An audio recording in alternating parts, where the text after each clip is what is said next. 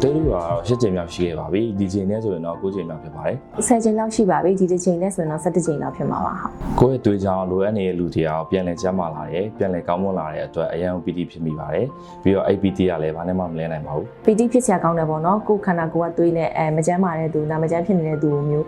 ကိုသွေးလူရတာကသူ့ရဲ့ကျန်းမာရေးကောင်းသွားတယ်ဆိုကိုယ့်အတွက်ကအရန် PT ဖြစ်စရာကောင်းပါတယ်ဟာအကယ်၍ကိုကကျမ်းမာရေးလည်းကောင်းနေတဲ့သူဆိုလို့ရှိရင်တော့သွေးလှူဖို့တိုက်တွန်းနေပေါ့နော်တကယ်တမ်းသွေးလှူနေတဲ့လူတွေကြတော့သွေးလှူပန်ကနေပြီးရုပ်တရက်မရနိုင်တဲ့အခြေအနေတွေမှာဆိုလို့ရှိရင်ဒါကလှူပေးတဲ့အလှူရှင်တွေစီကနေသွေးရတာမျိုးကသူတို့အတွက်အရန်ကိုအဆင်ပြေသွားတဲ့ကိစ္စဆိုတော့ကိုကသာကျမ်းမာရေးကောင်းတယ်ဆိုလို့ရှိရင်သွေးလှူတာအရန်ကောင်းတဲ့ကိစ္စလို့တိုက်တွန်းချင်ပါတယ်ဟုတ်သွေးလှူပြီးတဲ့အခါမှာပင်ပန်းတာတို့နှုံးတာတို့တော့ရှိပါတော့ဒါပေမဲ့ကိုယ်သွေးကြောင်တခြားလူတွေအဆင်ပြေသွားတယ်ကျန်းမာသွားတယ်အဲ့ဒါကိုမြင်ရတဲ့အတွက်ပျော်ရွှင်မိပါတယ်ကျင်းတဲ့ပေါ့နော်ကိုဟာကိုလည်းကိုလှုပ်လိုက်ရတဲ့အခောက်တိုင်းမှာလည်းကျင်းတဲ့အမဆိုလည်း9ကောက်10ကောက်17ခေါက်ရှိနေပြီဆိုတော့ဘာပဲဖြစ်ဖြစ်ဒါ